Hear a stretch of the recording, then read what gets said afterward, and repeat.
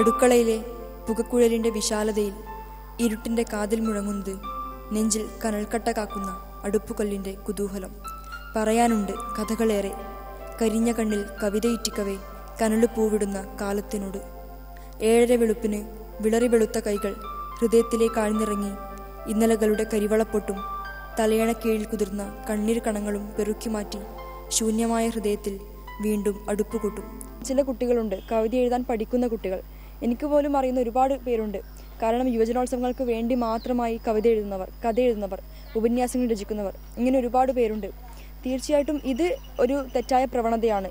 നെറ്റിത്തടത്തിലെ സിന്ദൂരത്തിലും ഒരിറ്റു കനലുപൂക്കും. ഒടുവിൽ എൻ്റെ മാറത്തെ കറിക്കലത്തിൽ നോവിൻ്റെ നേരും നിനവും നെഞ്ചിൻ്റെ വിതയേറ്റുപാടുവാൻ തിളച്ചുപൊന്തും. താണ്ടി വന്ന തീഷ്ണതകളെ തീരരച്ചെടുത്ത് പാകമാക്കിയ മീൻകറി താലി കെട്ടിയവനും നുരഞ്ഞു വന്ന വീഞ്ഞ് മകനും നീട്ടിവയ്ക്കുമ്പോഴും നോവിൻ പൊള്ളലിൽ നിന്നും ചുരുണ്ടിയെടുത്ത ഒരുത്തിരി ഉപ്പ് അവൾ അടുപ്പുകല്ലിൻ്റെ ഹൃദയത്തിൽ ബാക്കി വയ്ക്കും. ONVക്ക് ശേഷം കവിതയുണ്ടാവില്ല എന്ന് പറഞ്ഞവരുണ്ട്. പക്ഷേ അതിനുശേഷവും കുരീപ്പുഴ ശ്രീകുമാർ വന്നു. കുരീപ്പുഴ ശ്രീകുമാറിന് ശേഷം ഇപ്പോൾ കവിത ഉണ്ടാവില്ല എന്ന് പറയുന്നവരുണ്ട്. അതിനുശേഷവും ശ്രീജയ ശരിയല്ലൂർ പോലുള്ള അല്ലെങ്കിൽ പവിത്രൻ തീക്കുനി പോലുള്ള ഒരുപാട് കവികൾ ഇന്നും ഉയർന്നു വരുന്നുണ്ട്. തീർച്ചയായിട്ടും കവിത മരിക്കുന്നില്ല. ആഴമേറെയുണ്ട് നിരഞ്ജന പങ്കുവയ്ക്കുന്ന കാവ്യാനുഭവങ്ങൾക്ക്. വരികളിൽ ഓർമ്മകളുടെ വിഷാദ വൈഖരി. ഒന്നിനോടും ഉപമിക്കാനാകാത്ത ജീവിതത്തിൻ്റെ ആകുലതകളിലൂടെ നിരഞ്ജനയുടെ കവിതകൾ സഞ്ചരിക്കുന്നു. കലോത്സവ നഗരിയിൽ നിന്നും TS സുബീഷ്, ഇന്ത്യ വിഷൻ.